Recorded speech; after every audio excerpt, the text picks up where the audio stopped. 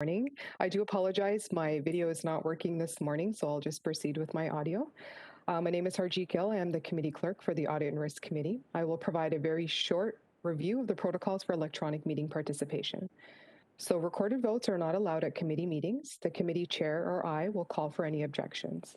If you have an objection, please unmute your microphone and indicate your name and objection. If no objections are stated, the motion will be deemed to be approved.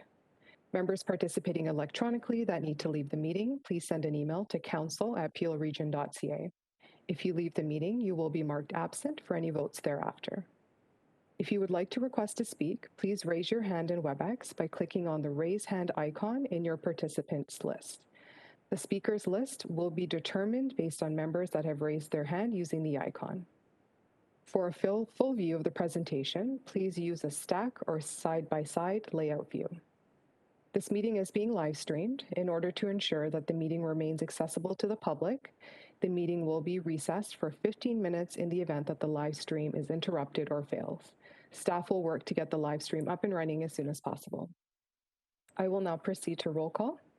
Citizen Member Fairhead.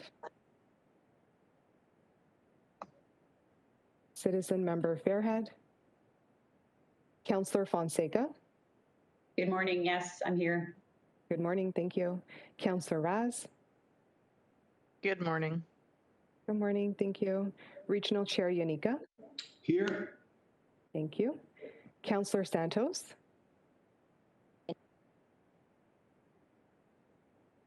Councillor Santos. Present. Here. Thank you. Councillor Sinclair. Here. Thank you. Councillor Starr is also present. Citizen Member Soberi. Good morning, I'm here. Good morning, thank you. And I will now turn it back over to Chair Starr.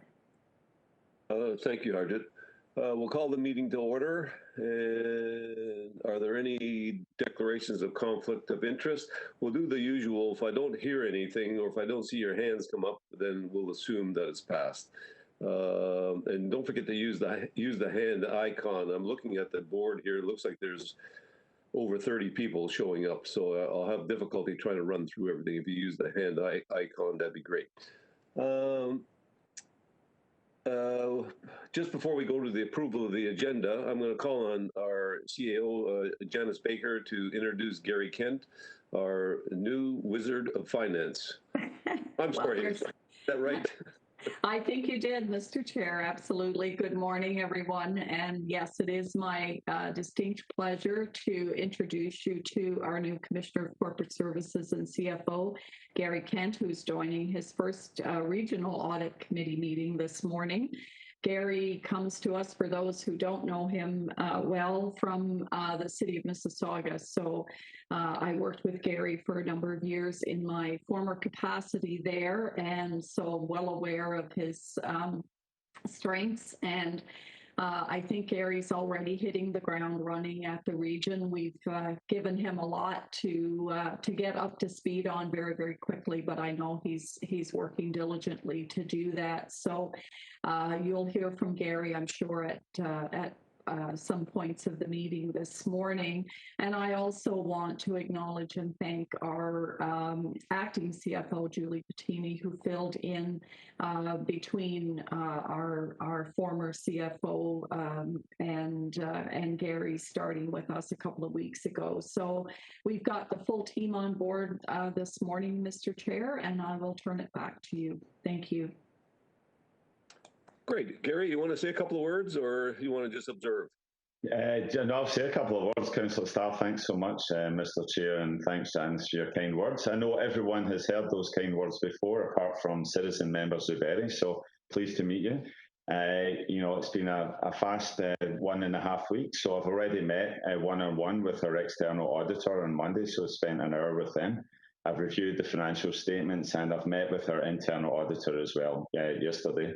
So looking forward, I was glad that they were all done before I arrived, and just special thanks to Stephanie Nagle, Hamid Kahiri and Sandy Calandra, who you know, who did all the heavy lifting. COVID was a difficult year, and it still is, but none more so. Well, I shouldn't say none more so, but in preparing financial statements remotely is very tricky, and you'll see some comments from the external audit told that they were a bit concerned about the lack of staff.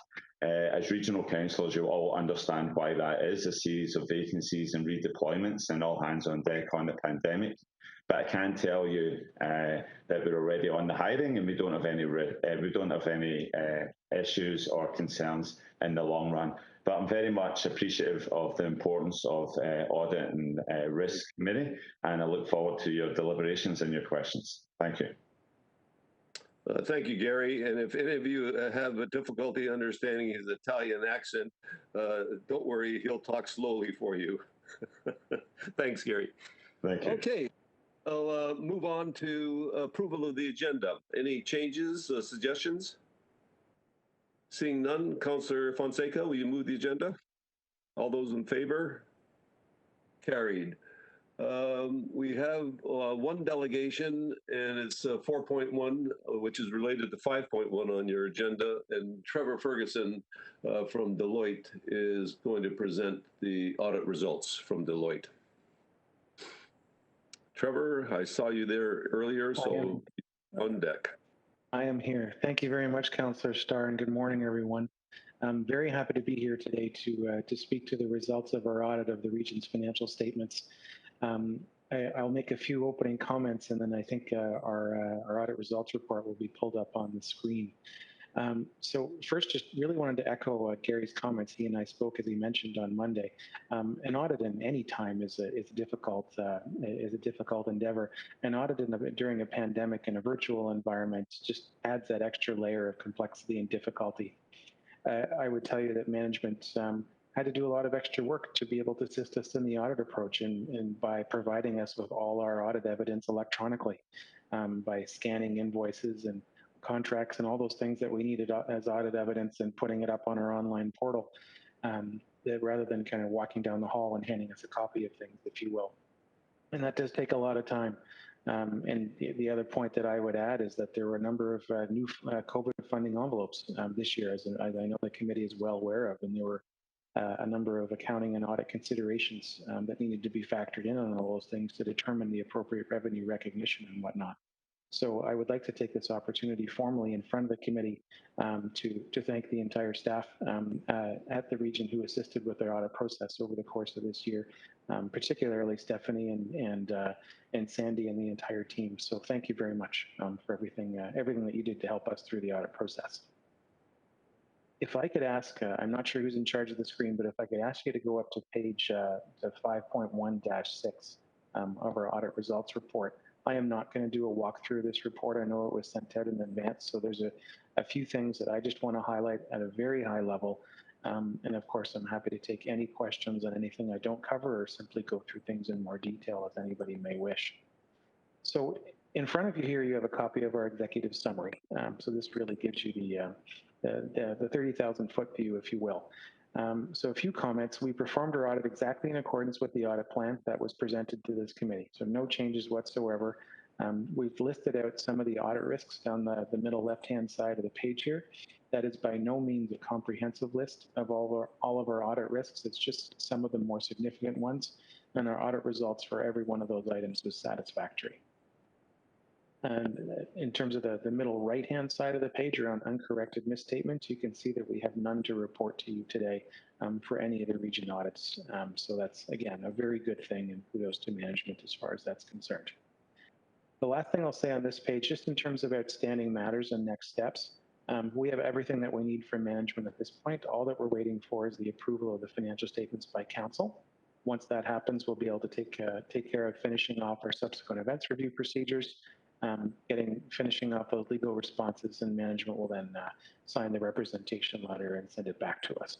A copy of that representation letter is included as one of the appendices to our report here, where audit standards dictate that we're required to show the committee a copy of what it is we'll be asking management to sign off on. I can tell you that there are no unusual representations in that letter. It's a very straightforward representation letter. If we could go to 5.1-11, please. Thank you.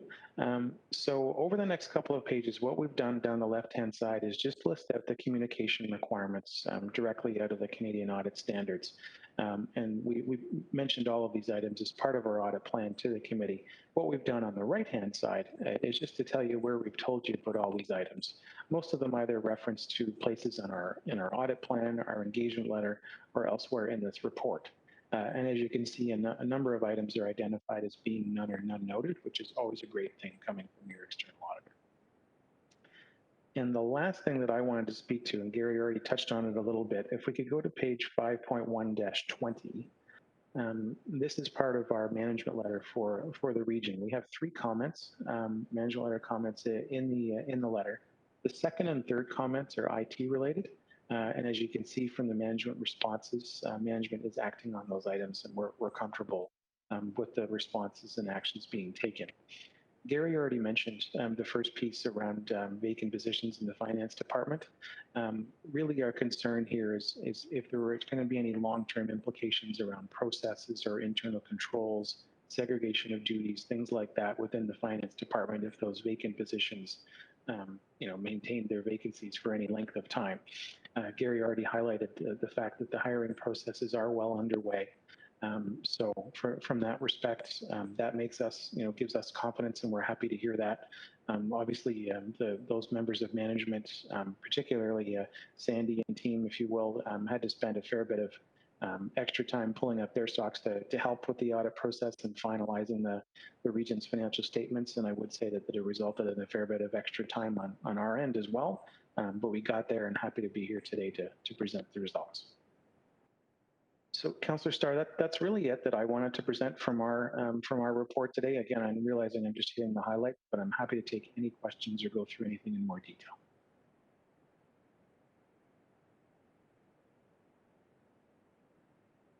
Chair Starr, you're muted. Yeah. Mute. Oh, thank you. Are there any? Thank you, Trevor. Are there any comments from any of the members or questions of the report or of Trevor? Oh, Harris, I see your hand up. Okay, go ahead, Harris. Thank you, Mr. Chair, and thank you for the presentation on the audit. I just wanted to pick up on a point in the management letter that Mr. Trevor, you mentioned just now. It's on the vacant positions in the finance department. So you mentioned segregation of duties, and that's something that can be affected if there are vacant positions in finance.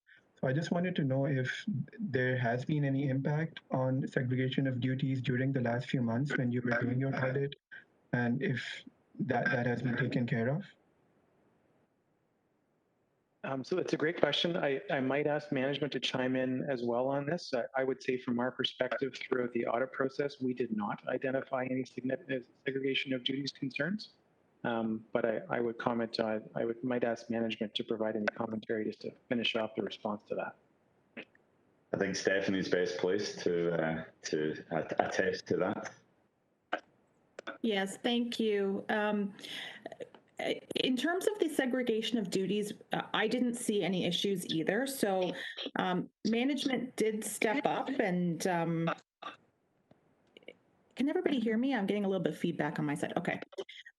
Yeah, so management did step up, and Sandy and the supervisor did get a little more involved in some of the pieces, but there was still segregation of duties and still review at all levels. So we didn't get to that point of vacancy where we couldn't segregate.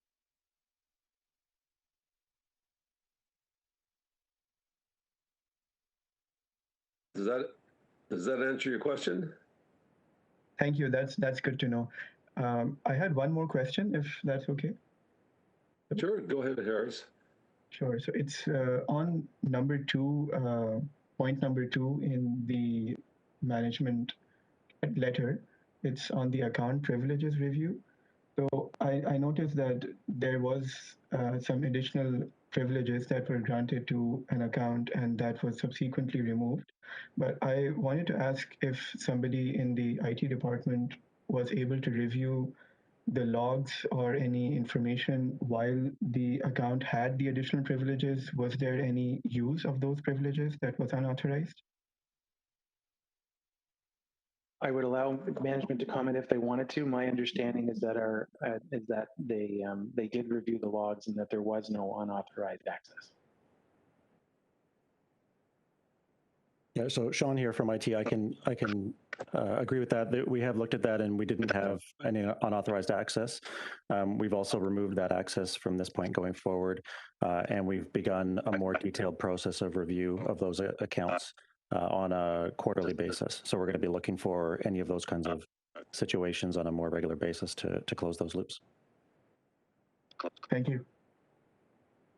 Okay, thank you, Sean. Next on the list, I see Councillor Fonseca. Thank you very much through you, Mr. Chair. Thank you, Trevor, for the presentation. I had a question in Appendix 1, item number 3, user access revocation process observation. So I had 2 questions. One, was this sample taken across all departments? It says here 3 of 25 sample terminated employees. So is there a recommendation to make a change across all departments? And then just for clarification, right now, I guess this would go maybe to staff and or to you, reviewing termination practices and policies right now. Is it that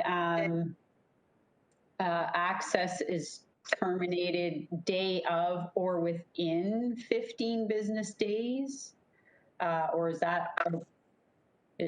is the region looking at changing that, not only for unauthorized access, but also, and cybersecurity risks? So if you could provide a little bit more clarification around that, those 2 questions. So.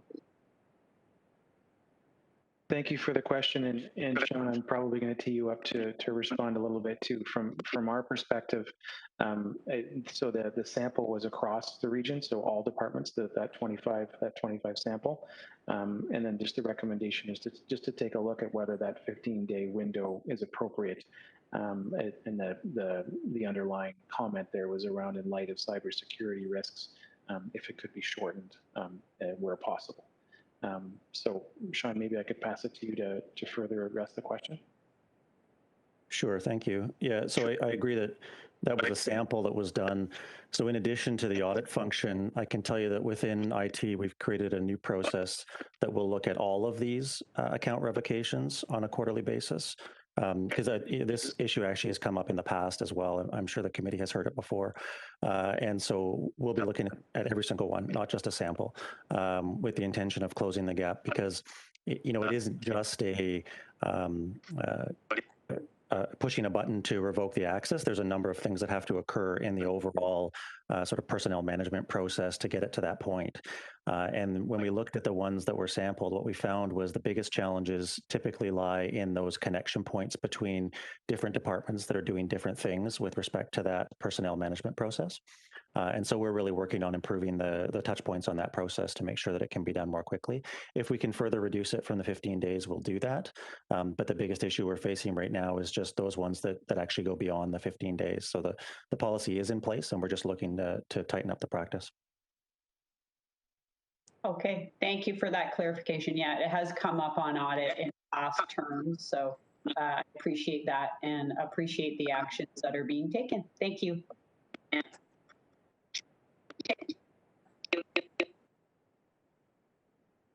Okay, thank you, Councillor. Are there any other further questions or comments? I see none. And I think this is, I'll just check something here. I had a question.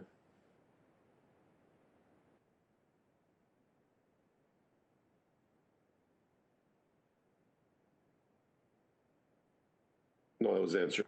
Okay. Move the report and deputation by Mr. Fairhead. Will you do that for us? So moved. Those in favor? Seeing no dissension, we'll move on. Thank you. It is carried. We'll move on to the reports. We have quite a few, and I think every one of these is for information. So I'm just briefly going to go through them, and if there are any questions on this, let's just stop. 5.1 has been dealt with. 5.2, which is the Peel Housing Corporation financial statement. And I'm going to turn my monitor on here, so if there's anybody, so if I miss you as I'm going through this, just please shout or put your hand up. Okay, it's for information, moved by Councillor Fonseca. Madam Clerk, do you want me to hold off on all these at the end or do them all individually? You can do them individually if you'd like. They are all for information with the exception of 5.6. Yes, moved by Councillor Fonseca, 5.2. All those in favor? And if I don't hear abstention, we'll assume it's carried. 5.3, which is the Region Appeal 2020 Consolidated Financial Statements, and it's here for information also. Questions, comments? I see a hand. Councillor Ross. Thank you, Mr. Chair. And I know with all the people on this on the meeting, it's hard to see hands raised. With respect to the statement of operations, it says 2020 actuals. This is on page 5.3-3. Can you tell me the difference between this surplus and the surplus that we spoke about at council last week of a $19 million surplus? And I know that this is the statement of operations, but how do those differ? Thank you, Councillor Raz. And this is the difficulty in reporting in the municipal field, because most citizens would recognise the budget approach, whereas these follow general accepted accounting practice under what I would call different disclosure rules. And Trevor can jump in here if he wishes. I'll give you an example. So in your budget, you will not have depreciation for assets, but you will have depreciation in these statements. You wouldn't see development charges stated as a revenue in your budget. Those would be managed through your reserves. And here you'll see them as a revenue. Those are only two of the examples. And I'm not sure if they're in these statements, but typically in some municipalities, we've actually done a reconciliation between the two. And maybe that's something we can spend a wee bit more time on over the next year, but it's certainly complicated. There's just basically different rules. The purpose of the budget is to set your taxes. The purpose of your financial statements is to share all the reporting in a format that's consistent across all municipalities.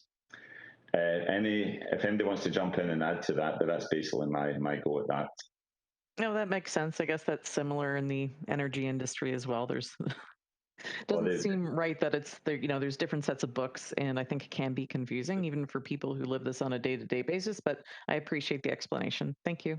Yeah, and I know the council are familiar with the IFRS, which is a completely different vocabulary once more. So appreciate those comments.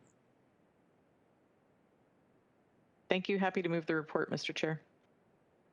Thank you. And I saw Ian. Were you waving your hand, or Councillor Sinclair? Or... No, thank you. Oh, okay. I maybe I saw a hand go up. Okay, I'm going to just check the list once again, and I don't see anybody else on it. So Councillor Rass has moved receipt of the report. All in favor? And that's carried. We'll move down to item 5.4. This is the 2020 Region Appeal Sinking Fund financial statements, and it's here also for information. Do I have any questions or comments? Seeing none, Mr. Zuberi, will you move the report receipt? Moved. All in favor? That's been carried. 5.5 is the Region of Peel Trust Funds financial statements, and that's for information also. And again, do we have any questions or comments on the trust funds? Seeing none. Councillor Dillon, are you with us today? I'm trying to run the list. Councillor Santos, are you here to move this? Happy to move. Okay. Councillor Santos has moved the receipt of the report. All in favor? Carried.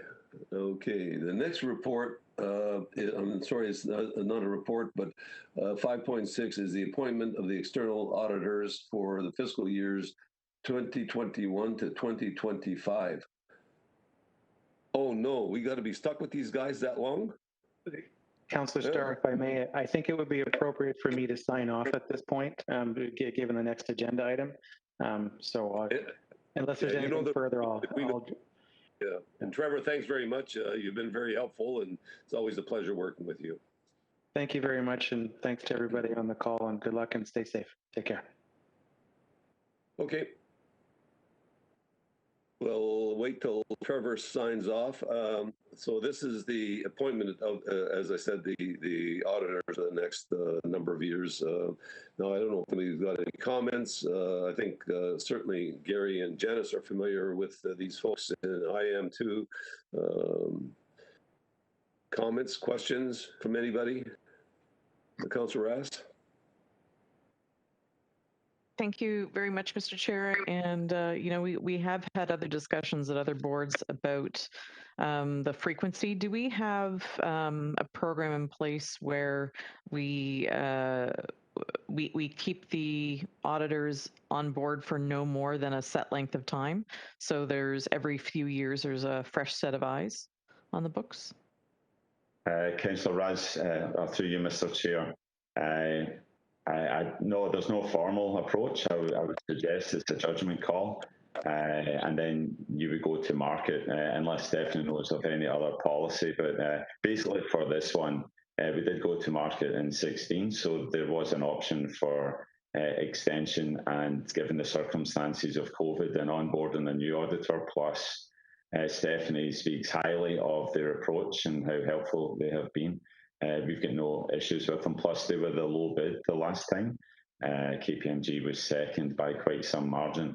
For all those reasons, including we're going to be implementing a new ERP system, so familiarity would be important as well. So there's a number of reasons for this one.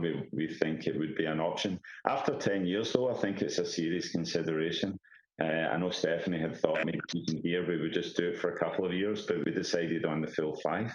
But I think after 10 years, but it's not a rule. It's just a judgment the audit committee would have before them, and staff would make a recommendation. Okay, I know our next meeting isn't until October. I'm wondering if we can bring back a report at that meeting, doing a jurisdictional scan of what other municipalities do in terms of turnover, or how they treat the external auditors in terms of frequency of renewal, and if after a certain time the existing auditors aren't allowed to bid on that particular contract, but I'd be interested to see what other municipalities across the province are doing. Yeah, we can do that. And your concern would be the erosion of their independence. So I understand that. Yeah, if I could just jump in, and we're happy to do this scan. I can pretty much tell you, though, I think it would be unusual to find a term limit or a limit in the municipal sector. There are a very small number of firms who actually kind of specialize, if you will. And, you know, some of the earlier questions around the idiosyncrasies of municipal financial statements versus budgets and the challenges there. So very typically, and I can remember not here, but in my former role, when we went out for bids, there really are right now only two of the large firms that typically work in this space. And you heard the two names when Gary talked about the proposal call that we did here in 2016. So as I say, I'm happy to do that, but I would anticipate you'll find that it's a very limited practice to kind of limit the term of the auditors. And I think, you know, while you're right, it's an important thing to have a competitive practice. There is also value in continuity, and within firms themselves, they will often have turnover of the lead partner because they have their own requirements in terms of quality assurance and ensuring that you know, they rotate people through the audit engagement for those reasons. So I think we can take some comfort from what happens on the other side of the relationship to help with that. So I just thought I would jump in on that one, Councillor Ras. Okay, it doesn't have to be too much of an in-depth report, but you know, by October, just some brief information would be appreciated. Thank you. Mr. Chair, we would ask committee to pass this recommendation, and we'll bring the report forward. We have cut the audit work in the fall, so it would start to impede us if we had to wait for approval until the fall. I'm not suggesting we withhold this report, so this one can go forward. I'm just looking for general information for the fall. Thanks. Understood. Okay, with that, Councillor Ras, will you move the auditors? Okay, it's been moved that our auditors are Deloitte continue for the next number of years to 2025. All those in favor? That motion has been carried. Thank you. And yeah, and I look forward to just seeing, I think the comments that both Janice and Barry made are what we've heard before, but let's check it anyway. Okay, the next item that we have on is 5.7. This is for information with the enterprise architecture audit. And Janice, you're going to do a presentation for us? Yeah, we have a presentation, Mr. Chair, and it actually would be a combination of myself. I've got a fairly quick couple of comments, but Sean and Jennifer will be walking us through different elements of the slide presentation. And I think Jennifer is going to start us off. Yes, thank you, Janice. Good morning, Chair Starr, and good morning, committee members. As noted, Janice and Sean and I are pleased to be here today to discuss the enterprise architecture audit results with you. Next slide, please. The audit found that there are effective processes and controls in place to manage the risks related to the region's enterprise architecture function. Those processes and controls help to ensure that appropriate IT resources are aligned with the organization's target and architecture. There is a strong understanding of enterprise architecture risks within the IT group, and the enterprise architects have involvement in decision-making. There are some opportunities to strengthen controls and governance practices, and this can be achieved by continuing the work to enhance the maturity of the enterprise architecture function and bring a more strategic focus to the enterprise architecture function at the region. Next slide, please. As an agenda for this presentation, I will provide some background information about enterprise architecture and then discuss the audit objective. With Janice and Sean, we will highlight each audit observation and the related management action. Then I'll conclude the presentation and we will open the floor for any questions you may have. Next slide, please.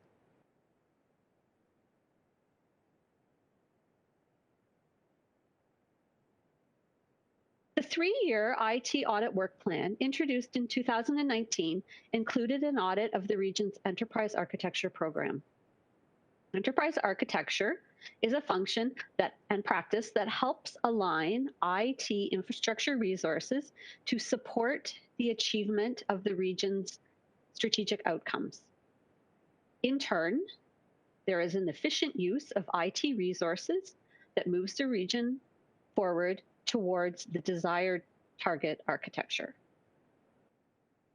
Next slide, please.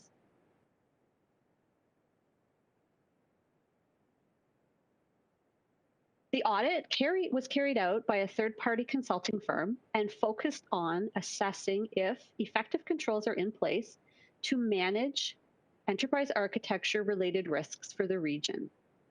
The enterprise architecture domains outlined on page 5.7-6 of the audit report were reviewed looking specifically at the governance, maturity, and roles and responsibilities surrounding the region's enterprise architecture. Next slide, please. Related to overall governance, risk management, and compliance for the region, there is a need to define the governance, risk, and compliance function to support the region with the end-to-end management of its risks and control processes across all layers and levels of the organization. This will help to bring a holistic approach to risk management across the region and a strong understanding of the region's risk exposure. I will now turn over the presentation to Janice. She will discuss the management response for this observation. Janice? Thank you very much, Jennifer. So clearly we recognize that there is a need for us to do some additional work in this space and really taking a more of a corporate view as opposed to simply looking at it through the IT lens. One of the challenges that we have in terms of timing of when we can implement, because certainly we're not at all suggesting that this is work that doesn't need to be done. In fact, very clearly it is work that we need to do across the entire corporation to really do a fuller assessment and look at our governance, risk, and compliance function. The challenge that we have in the organization now with starting new projects, particularly around corporate policies, change management, and working towards developing some of these new governance models, is just simply the disruption that currently exists across the corporation with respect to COVID and mass vaccination. So the conversation that happened earlier in audit committee with respect to the vacancies in finance. So we had effectively with our human resources group, a very lengthy period where the only hiring that they were doing was related to our mass vaccination clinics. And for those on audit committee who our citizen members in particular, we had to hire and onboard over 1,700 staff in order to run and deliver the mass vaccination effort. We have people across the entire corporation who are redeployed into that effort. So right now, our capacity to start new governance and change initiatives is extremely limited. And in fact, we have paused projects that were already approved, and our ability to move those forward and make progress on those projects is, as I say, limited. So our timeline for starting this work, I would anticipate, based on kind of where we are right now, that we would be able to start to deliver and look at this area in September, or certainly early to mid-fall, and then be able to report back to audit committee. I know Sean and his team are looking at what the scope of the project would be, and how we would execute, and the resources that we would require in order to deliver on this piece. So we will be ready to kick that off as soon as we we are able to, quite frankly, normalize the corporation and minimize this disruptive phase that we've been through. So that's our plan to satisfy the recommendation that came forward. And thank you, Jennifer. I will hand it back to you. Thanks, Janice. Next slide, please.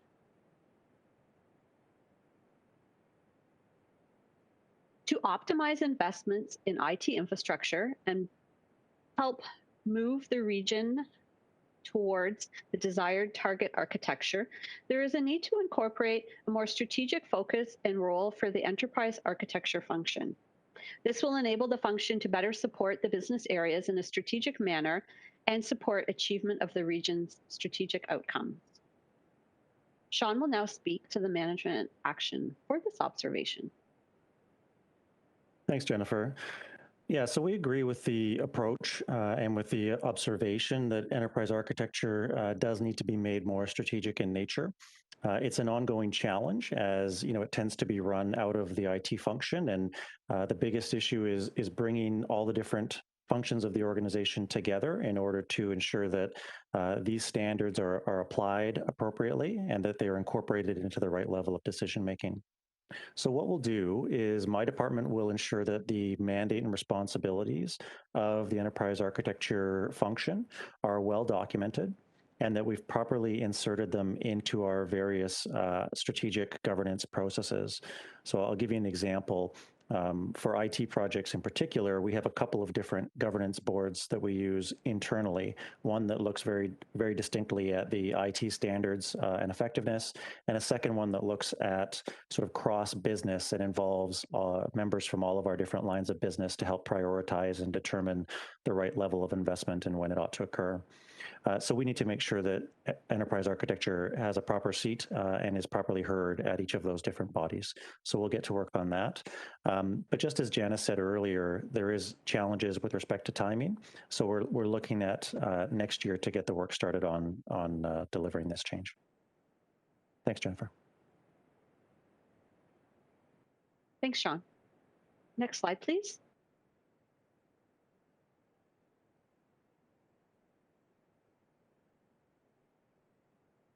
Sorry, my speaking notes have frozen. 1 second, please.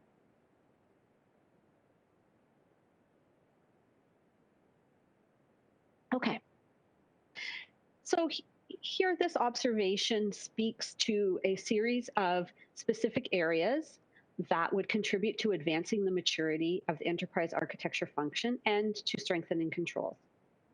Undertaking these specific areas will increase maturity and allow the function to be more consistent and effective in ensuring IT infrastructure investments are optimized.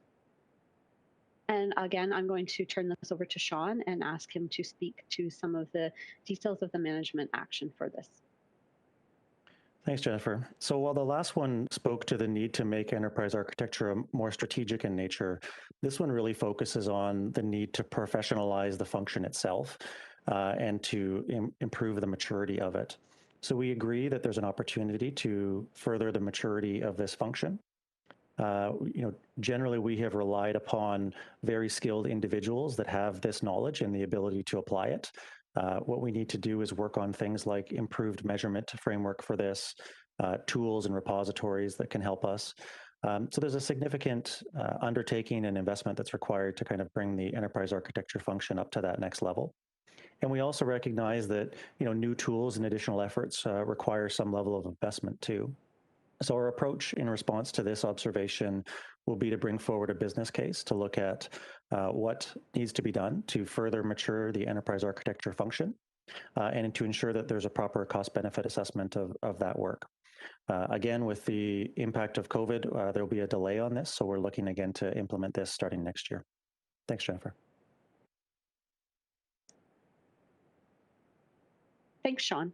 Next slide, please. So in conclusion, as noted at the beginning of the presentation, there are effective controls and processes in place to manage risk.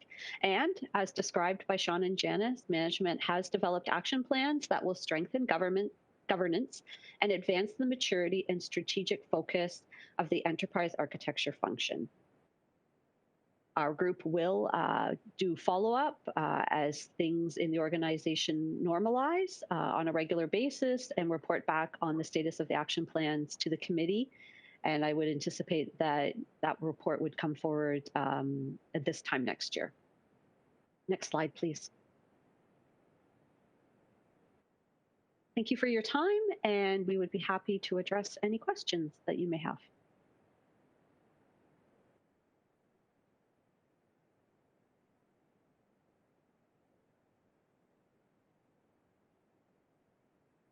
Well, you got to unmute, Ron. First on the board is Councillor Fonseca. Thank you very much, Mr. Chair. Thank you, Jennifer, Sean, for the presentation. A couple of, and Janice, Janice, I had one question. You explained the timeline, so that's great. A couple of questions, and Sean, you semi-answered in terms of definition of what constitutes maturity. I guess it's within tools or criteria or checklists that will be provided to us starting in the fall, and or you'll be checking back, monitoring those. So if you could provide a little bit more information on what constitutes maturity. Second question, are there any legislative requirements or in terms of governance, or we often at Audit talk about the provincial and or I think in some cases federal legislative requirements under external agencies. And third, it mentions that the audit scope excluded operational management of application and infrastructure, including security. Is there a recommendation that that an audit be performed at a certain point with regards to the operational management side of the enterprise architecture? So sorry, all three questions I posed at once. Sure, I'll jump in. I think I'm best placed to answer those ones. So to your first question about what constitutes maturity, there's a number of things that go into that.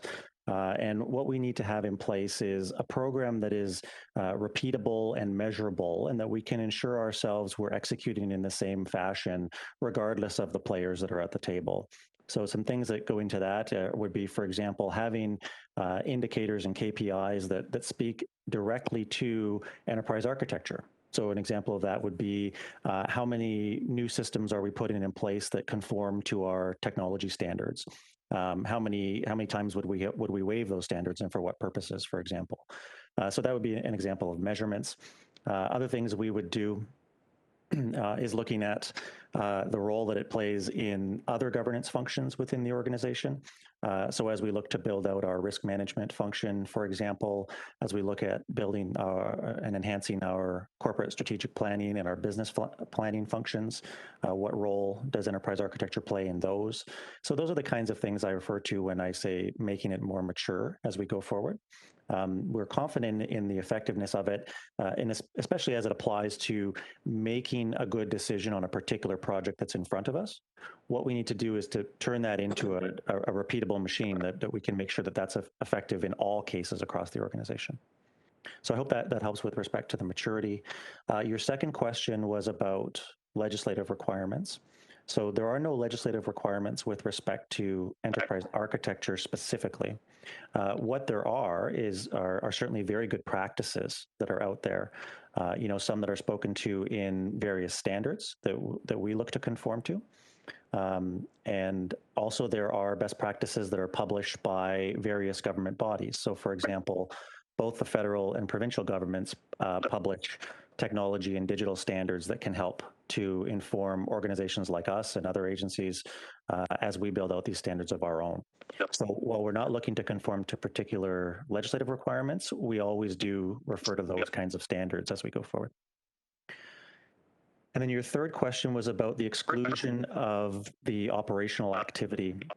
I think the rationale, I'll let Jennifer speak to that one if she wants to provide provide more detail from an audit perspective, but my understanding is that our operational activities are actually audited in more detail. So for example, we had a cybersecurity audit last year that looked directly at those functions. And we have other operational activities on the roadmap for technology audit going forward as well. We have a 3-year roadmap in concert with our internal audit function. So I believe that's the reason why it was excluded from these ones. And also just the fact that enterprise architecture as a discipline speaks more to the strategic planning and execution of technology planning as opposed to the day-to-day operation of that work. So I hope that helps. Thank you very much for the clarification and the response. It definitely helps.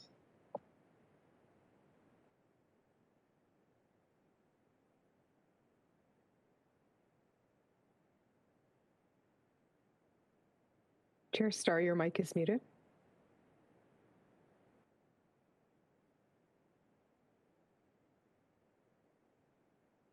I think you folks are muting me all the time, and then I don't look down here. Okay, Member Fairhead, you're on board. Thank you, Mr. Chair. Can you hear me? Yes, we can. Excellent. I just need to check on that. First of all, my apologies for arriving a minute or two late. I heard my name being called, but by the time I got the mute off, you'd have passed me by, but I have been here. I had initially a question on the scope of this. My own background, you know, includes a certain amount of enterprise architecture work. And in the very beginning of the report, and I recognize it's an audit report, it's not a summary of the actual enterprise architecture for Peel Region, but it defined enterprise architecture as the process used to standardize and organize IT infrastructures to align with the region's business outcomes. My question through you, Mr. Chair, is was that definition tested as part of the audit? Because for me, it strikes me as very narrow and hence constraining. I'd like to discuss a little bit about how it could be broadened and other examples of the definition of enterprise architecture. Thank you, Mr. Chair. Sean, can you answer that, or Gary?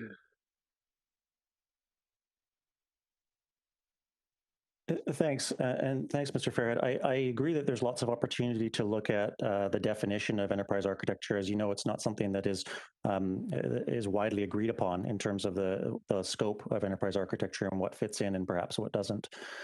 So we've had to sort of choose that as we go forward and look at the audit. As to whether that component of the scope was properly tested, I would leave that to Jennifer to speak to on behalf of internal audit. But you're right that the report and the audit itself doesn't speak to some of the broader aspects of how enterprise architecture affects the business undertakings of the organization. So there is opportunity to look more deeply at some of those challenges. Sean, thank you. May I say my own favorite definition came from the US Government Accountability Office after a famous project called the FBI Trilogy Program. And the definition they use was that enterprise architecture is a blueprint for organizational change that describes, and here's the important bit, in both business and technology terms, how the entity operates today and how it intends to operate in the future. It also includes a plan for transitioning to this future state. This as an objective for enterprise architecture, I found to be very useful. So that's my suggestion, is maybe we could discuss, and obviously given the pandemic constraints, this may be a subject for a meeting early next year, but can we maybe discuss in the group, because at the heart of this is actually risk management, making sure all the bits work together. So can we maybe ask for a discussion, frankly, early next year after, with luck, given the vaccines movement, we will have a bit more time for such things. I would like to say that I was very reassured by Janice. I think your comments under governance, risk, and compliance function, that there appears to be already significant appreciation of the need for building this discipline out a little wider. Yeah. And I would suggest, Mr. Fairhead, that as we're looking through the scope of work for this. I mean, my sense is, and it probably goes beyond the scope of the audit, that there are a number of governance issues that we need to address across the corporation. And so as we're doing that, I think we can look through a lens that pulls in the enterprise architecture components of that. You know, I see an agenda of review and potential change over the next number of years. Some of it driven by technology investments and projects that we plan to undertake, and others just simply opportunities that have been identified through other reviews and other work that's been done. But I think the frustration to some degree that we're all feeling right now is exactly as I articulated earlier. We just simply cannot get on with any of these reviews and change initiatives while we are still immersed in the response to pandemic and mass vaccination. It is quite, and I keep saying it because I wish to continually reinforce for both committees and council the level of disruption that has by necessity occurred across the corporation to really become, you know, we are an organization that delivers a very wide range of services, from public works to human services to housing to paramedics. There is, you know, there's a large suite of responsibilities that we have. And yet, in many, many cases, important initiatives in some of those areas, really anything that doesn't rise to the level of being a risk of safety to the public, we have had to either pause completely or slow down on because we've just had to divert almost 100% of our attention across the organization to the pandemic response. So I think there's a huge pent-up, at least for me as a new CAO, having been here now about 7 months, I think there's a pent-up level of need and discussion that has to happen administratively and also with committees and council about some of these issues. So I think the timing of this conversation is actually a good one. It's just a matter of when can we greenlight some of these discussions and projects and have them start moving forward. And then I think the other risk is you can't do everything at once. So there will be a need for us to establish some level of priority of when we can get to some of these initiatives. But I would suggest the enterprise architecture piece and the governance piece is actually foundational and you know, would be something that would be best done upfront as opposed to later on. So that in and of itself is an indication that we have this as an important item on our agenda. And I hope that helps give you some comfort and assurance that this is something that we're taking quite seriously. CEO Baker, thank you very much. I'm much reassured. And may I also add, following your earlier comment, that as someone who had to get COVID testing very early and have fortunately had my first shot, the speed and the smoothness with which it has happened from the user point of view has been most impressive. Thank you. Chairman, I'm out. Okay, so how did you want to leave this, Neil? Do you want this as a bookmark or a placeholder for later on? What's the suggestion here? My suggestion is as a bookmark for later on, and Okay. that maybe Sean and I can exchange a few ideas before then as a bit of background. That's great. Okay, so then we can, then you folks can decide among yourselves how much information and what can transpire between yourselves. Okay. With that, I'm just going to check to see. Okay, Neil, then will you move that report? So moved. All in favor? Carried. Next on the agenda, we have the long-term care resident trust accounts. And we have it's for information, but we also have a presentation by Anne Marie and by Anila. Thank you, Chair Starr. Good morning, Chair and members of the Audit and Risk Committee. Anne Marie and I are here today to provide you the results of the long-term care resident trust account audit that was recently completed. Next slide, please. The report highlights include that there are effective controls in place to establish and maintain trust accounts on behalf of long-term care home residents. There is a need to strengthen internal controls to manage the risk of theft, misappropriation, and inaccuracy of residents' trust account.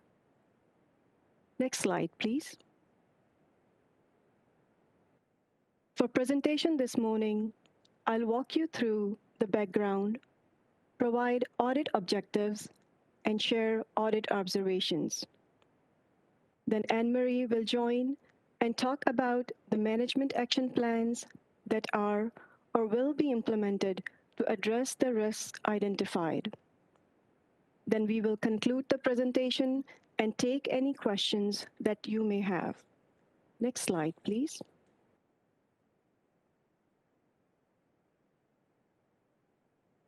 The long-term care resident trust account audit was added to the 2020 Enterprise Audit Services Risk-Based Work Plan to assess the administration of the resident trust accounts across the long-term care homes.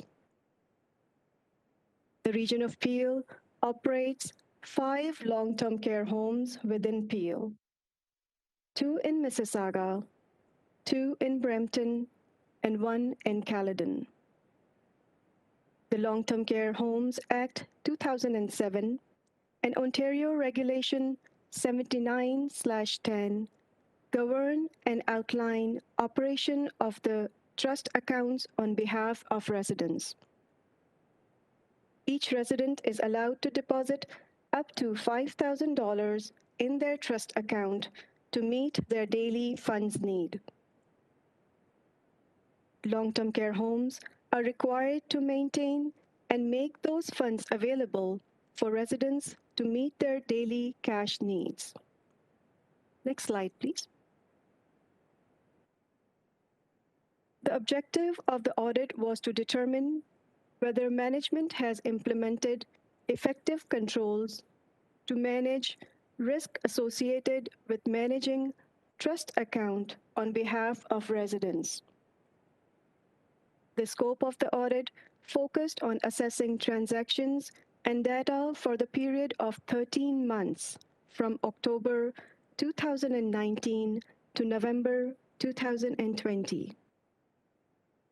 Audit scope included 3 out of 5 homes with the expectation that observations and learnings should be shared with other 2 homes. Next slide, please. The first observation is regarding the fiduciary duty over residents' trust account. The Long-Term Care Homes Act requires the region to establish and govern the administration of the trust accounts for residents. The region has a fiduciary duty and obligation to act in the best interest of the residents in carrying out that administration. Supervisory staff overseeing the trust accounts should have financial knowledge, skills, and experience. Adequate financial knowledge can help ensure effective controls in place to protect residents' trust account funds from improper accounting and misappropriation. Now, I will hand over to Anne Marie to speak to management response. Thank you, Anila. Good morning, Chair and members of the Audit and Risk Committee. Presently, within each long-term care home, the responsibility for the supervision of the staff responsible for the administration of resident trust account funds resides with the Resident Support Services supervisors. In order to ensure the level of financial skill required to provide effective oversight of resident trust accounts, this responsibility will be transferred over to the administrators of each long-term care home who have the most appropriate knowledge, skills, and experience for this responsibility. The administrators will also receive training on the procedures for the administration of resident trust accounts and will be provided with the tools and resources to effectively carry out these duties, ensuring internal controls are maintained to protect resident funds. Next slide, please. The second observation is regarding the segregation of duties. Segregation of duties is a key control in cash handling and record keeping process and an important control providing vacation coverage. With one person responsible for all the key activities in the cash handling process, there is a very high risk of misappropriation of funds. Detection of misappropriated funds would be difficult as the one person could forego steps such as receipting and recording funds. Now I will request Anne-Marie to provide management response and actions been taken to address the risk identified. We recognize that the segregation of duties is a critical control measure to mitigate risks of misappropriation of funds. In order to further support segregation of duties between the staff responsible for the various stages of the management of resident trust accounts, which includes the receiving, receipting, custody, recording, and reporting of funds, we are currently in the midst of updating the job descriptions of these staff to ensure appropriate segregation of duties for cash handling on a daily basis. This would include updates to processes for coverage of these roles during absences. In addition, compensating controls for monitoring and oversight will be enhanced, and staff will receive training on the changes to their roles and responsibilities. Next slide, please. The third observation is regarding standardizing practices across the homes. Standardized practices for the cash handling and expense recording processes help to ensure that trust account transactions are handled consistently and resident account balances are accurate. Standardized practices help to ensure compliance with applicable legislation and procedures.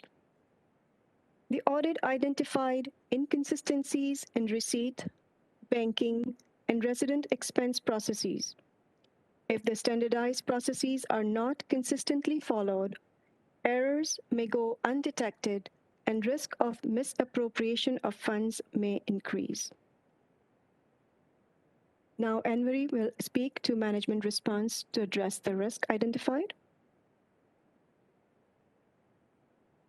We have been undergoing changes within the business office within our long-term care homes, and this has included a number of staffing changes. And while our financial program manual and financial policies outline the procedures for cash handling and resident trust account management, further revision is required to strengthen our existing processes. Work is underway to update the financial program manual to include additional processes that will ensure accuracy of the information being recorded upon receipt of the funds, ensure timeliness in deposits being made, and will specify the supporting documents that are retained for all expenses. Staff will receive additional training on these processes, and these processes will be included in the supervisory audit tool to ensure compliance and standardization across the homes. The audits will be completed on a regular basis. Next slide, please. The fourth observation is regarding job descriptions and staff training. In order for staff to do their jobs properly, they require updated job descriptions, procedures, and training material. Management must ensure staff receive appropriate training and development needed to do their jobs. Without clear guidance, there is a high risk of staff may not effectively carry out their job responsibilities. Now I will hand over to Anne-Marie to provide management response. In addition to the revision, to the job descriptions for segregation of duties that I previously mentioned a bit earlier, we will also ensure that the revisions include outlining changes being made to the rules that are clearly defined and in alignment with the updates being made to the financial program. The financial program manual will be reviewed on a yearly basis and revised as required. Training of existing and new staff coming on board on the processes will be completed, and refresher training will be provided on a yearly basis. Next slide, please. The last observation is regarding the supervisory oversight. Supervisory oversight is one of the key internal controls that help ensure accurate maintenance of trust fund accounts for residents.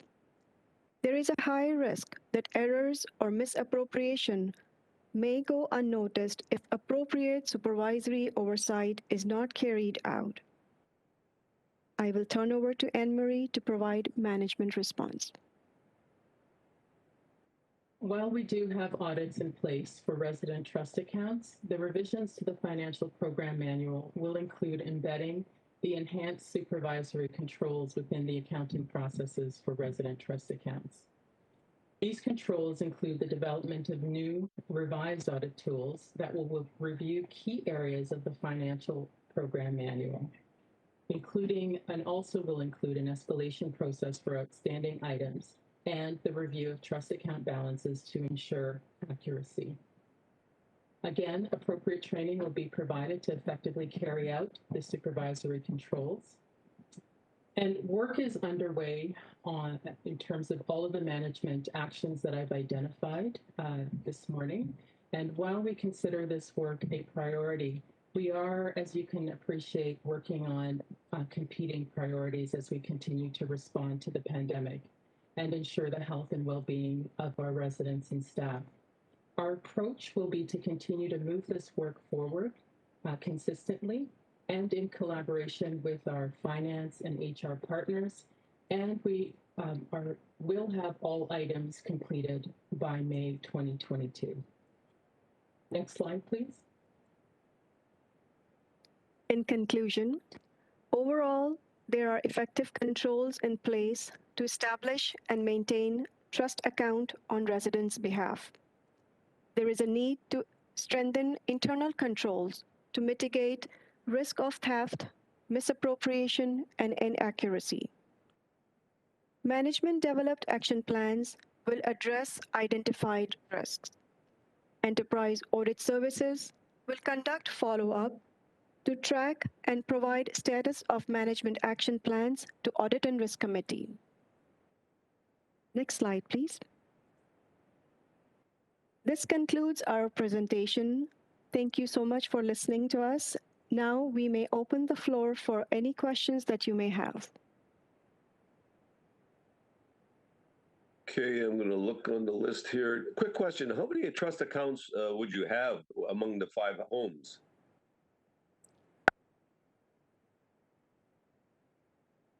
Through you, Chair, we have about 630 residents trust account. 630? Yeah. Approximately. Good. Approximately, yeah. I'm just trying to fill time here. Oh, I see Councillor Rass is on the list. Councillor Rass? Thank you very much, Mr. Chair, and thank you for the presentation. I'm just wondering, at what point do we step in with setting up these accounts for the residents? Is it when there's no family members identifiable? I'm just wondering where the line gets drawn. Through you, Chair, I will have to direct this question to Anne-Marie. Thank you. Through you, Chair, and thank you, Councillor Ross, for the question. Trust accounts are set up for residents when they're admitted to the long-term care home. So it's part of the admission process that they have a trust account that can be set up for them. And that's for all residents? For all residents, but they don't necessarily access that that option. Okay. What But kind of information? It is available. Okay. And what kind of information do we provide the residents and their families about the process and also the policies that we have in place to protect them?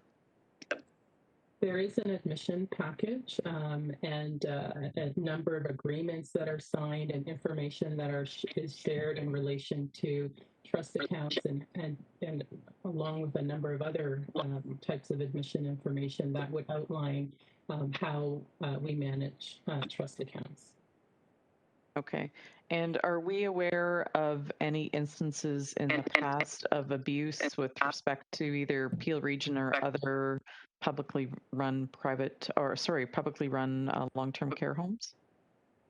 For our region of Peel, so I can speak for the region of Peel long-term care homes. We are aware of irregularities in the process. However, we've conducted investigations into these irregularities. However, they have been inconclusive, and we have not found that any residents have not had access to their trust account funds.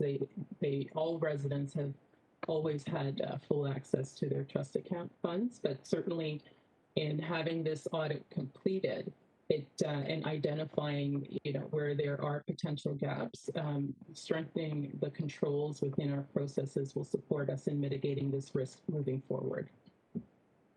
Okay. Do private sector long-term care homes have a similar trust account process? Yes. All long-term care homes are required. There are requirements in the legislation around trust accounts for all long-term care homes. Okay.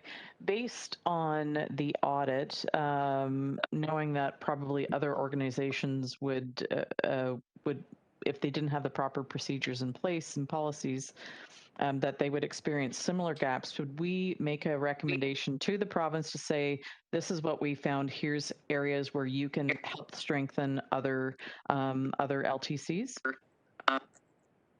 It's a great question, Councillor Ross. I think there are regulations that govern trust accounts, and they do give broad guidelines to all long-term care homes. And then the specifics of the how-to are really within the jurisdiction of the long-term care homes and the licensees to manage. We can certainly take that back and look into the possibility of sharing our findings as well.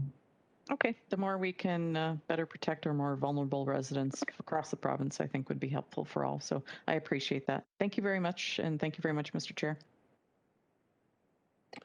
Thank you. I don't see anybody else on the board. I have a bunch of questions, and because my mother is in a home and because she does have a trust account, I know a little bit about it, but I also have heard the other stories where as a person ages and trust account is there and there are funds in that account, that sometimes as a person ages, they decide they want to allocate money to certain causes and whatever else. What sort of controls are in place to recognize the ability of somebody for those trust accounts? Or I guess the second question is, are the trust accounts administered by the resident or by a power of attorney or an outside source or by contract? And I'll give you some examples of the goods and the bads once I know that. Thank you, Mr. Chair, for the question. The resident trust accounts are managed within the home by the home. And certainly I can understand, and sorry, I just realized my camera wasn't on when I was answering these questions, so I thought I'd turn it on. There are situations, you're absolutely right, where there are concerns around residents' trust accounts and just residents' funds in general and misappropriation of funds, whether it be by others. It could be external to the homes. And so we do have controls within our processes to review trust account balances. There is a signing of withdrawals. So there's a process for taking money out, and there are processes for putting money in and recording those transactions, and also providing updates on the status of those transactions, whether it be to a capable resident or to their substitute decision maker, so that they also can be a part of that process. We also have audits that we conduct on resident trust accounts as well, to ensure that they're being billed appropriately through that, or the withdrawals out of the account are being done by the appropriate individuals as well.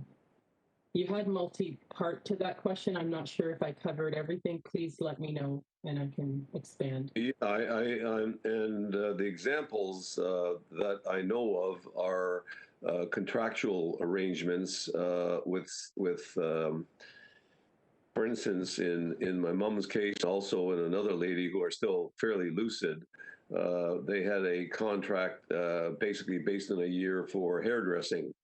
Mm-hmm. And that was coming out automatically. We didn't realize in the one case, the lady I kind of help out, that the hairdresser's been withdrawing $45 every 3 weeks. And nobody said anything about it for the last year. And that's concerning. And I wonder how, with so many accounts that you have, and so many individuals with different circumstances, and as a person ages, they can't, they may not be able to make the same decisions that they did when they were in the home 10 years ago.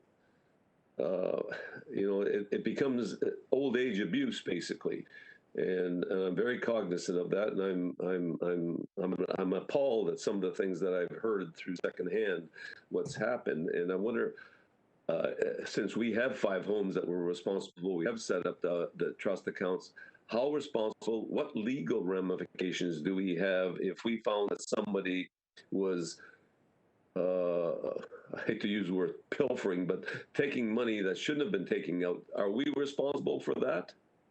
If there are abuses to any type of financial abuse for residents, there are requirements for us to report those types of abuses. There are responsibilities for us to advocate for our residents. And as far as the contractual arrangements that are made, there are checks and balances in the system that if they are working, we should be picking up on, or certainly being able to confirm the services being offered and rendered. So if, for the hairdressing example that you gave, if hairdressing, so for example, during the pandemic, hairdressing has been on hold as a result of the pandemic. And so if there were billings that, as part of that reconciliation process and reviewing the resident's billing, we should be able to pick up that something like that is happening, as well as reviewing a quarterly statement being provided to the resident or the substitute decision maker to be able to see, here are the transactions, and if there are any concerns on the one hand. So two-part, one on our part and our ability to pick up on those irregularities, and then also with the capable resident or the substitute decision maker acting on behalf of that resident. And in the absence of a substitute decision maker, we do have the public guardian and trustee that is also involved as well. So it's those series of and collective effort is how we should be picking up on those types of situations. And how many? What's your staff complement to look after these accounts and these just the monitoring of all of this? In each of our homes, we have a financial control clerk. There is one financial control clerk per long-term care home who is providing the direct management of those trust accounts. We also have supervisors who are involved in the auditing process of that.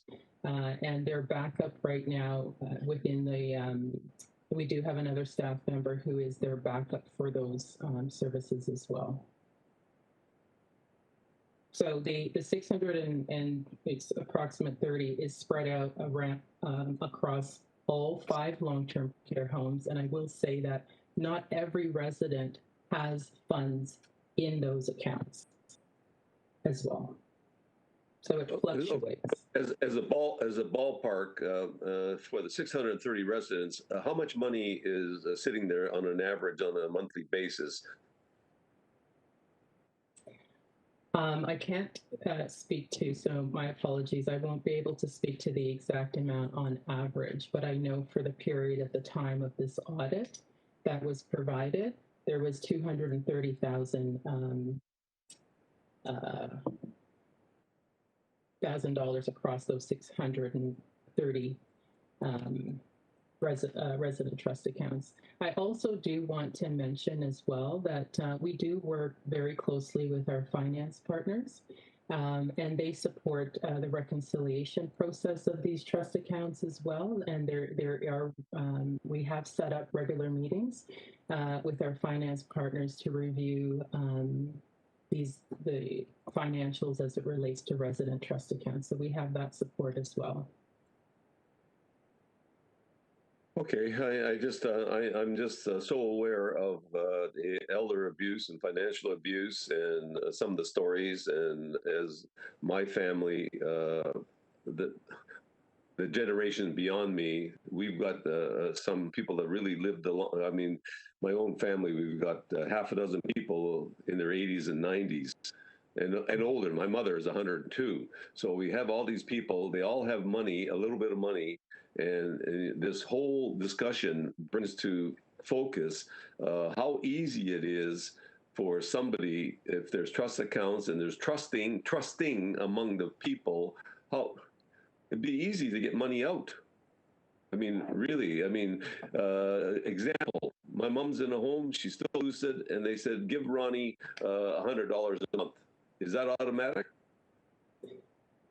In terms of access to the resident trust account, there is an authorization process for who is authorized to access funds from the resident trust account. So it isn't just, you're not just able to come and specifically, it depends on who is the person responsible for making decisions on who's the authorized person for making decisions on the trust account.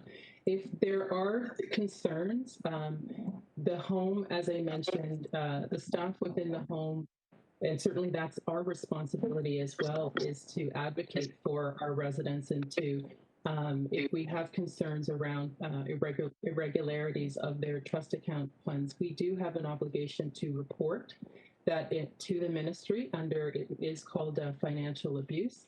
And we have a responsibility to investigate and follow up and set measures in place to support the protection and mitigate the risk to residents in relation to their funds and misappropriation. So we do have an obligation to support and advocate for our residents as well where that's concerned. I understand your concern completely. Yeah, it sounds like with the small amount of money for that many residents or that many accounts, that's quickly an average of maybe what $400 per account, something like that.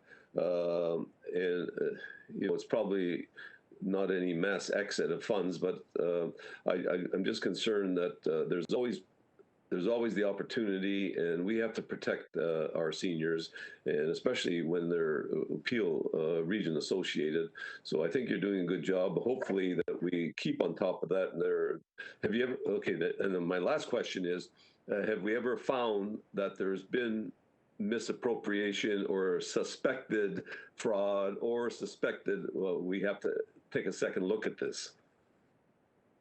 We have found where there have been irregularities and some issues around processes. We have certainly investigated those scenarios and have not. I mean, the results have been inconclusive. However, it has led us to look at processes and look at strengthening processes, and certainly this part of this audit and the controls that we've talked about and the actions that we've talked about taking will help us in strengthening those situations. Where we've found or suspected someone misappropriating funds, residents' funds who have access or may have had authorization to access those funds, we would have reported those incidences to the ministry and had an investigation in relation to that.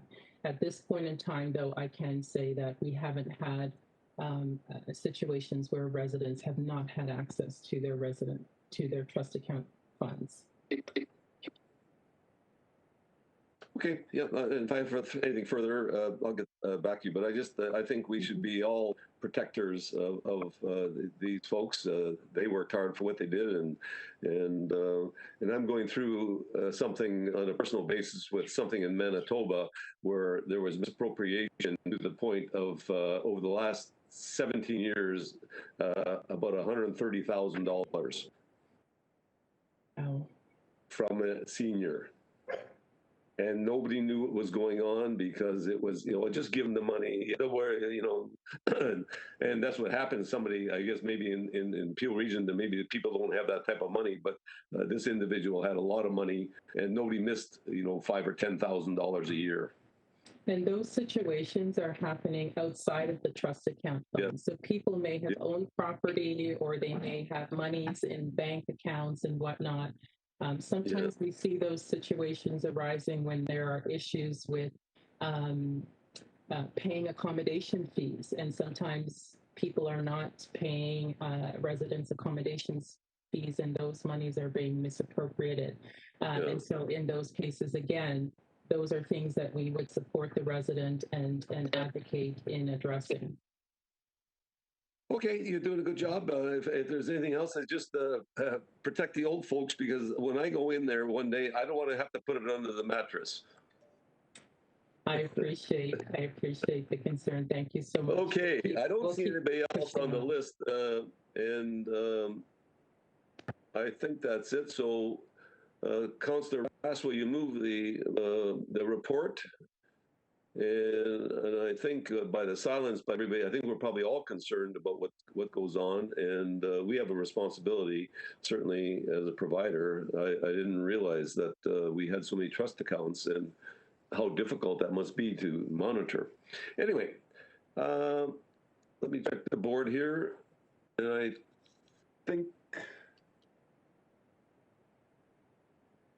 think that's it. Let me just check here my.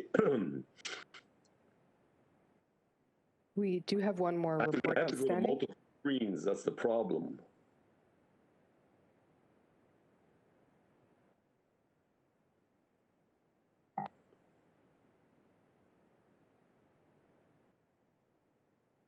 Okay, I'm sorry. The last one we have here is the risk management function, and that's here for information. We don't have any presentation on that. So do I have any questions from any of the board members? Let me just check here. And Neil, I see your hand go up. Thank you, Mr. Chair. I will be very swift. I have faint memories from back in September of suggesting that this report covers more than just function and people, but got into describing some of the processes and things like information quality and information management. Does not appear to be included in the report we've received. So I have a simple question, which is there going to be a second bite at this cherry where we focus much more on the how and above all the quality of the information? Can staff respond? Through you, Mr. Chair, it's Jennifer speaking. When we prepared this report, we looked at the request from back in the fall and did our best, given the COVID emergency, most of our team being redeployed and many, of course, across the organization being busy. We can go back and take a further look at the request and see what we can do to further address it. However, I think it might, I might propose it may be more to tie it in with the work that Janice talked about in her management response around the governance, risk, and compliance work that they're doing. And rather than bringing a number of pieces of information to the committee, if we shouldn't be bringing forward one more fulsome discussion about risk management and its maturity across the organization, because as noted, there are different risk management functions that are not necessarily well connected, and the ERM coming from the top down and then other bottom up approaches. And if we could take some time, work on that governance, risk, and compliance work, and then bring something fulsome back to the committee thereafter, if that would be suitable. If I may respond, this is also an area which actually fits quite nicely with the bigger enterprise architecture approach. When I did it for British Home Office, the risk management was inside the enterprise architecture. They're so closely related to the overall performance and quality. So I'd be quite happy to see it wait until we got into that discussion. I just didn't want it to fall by the wayside. Okay, thank you. I can take that as direction.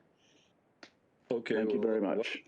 Direction. And Neil, if you have any further questions or comments, I think we've always said, give Jennifer a call directly, and if there's something else.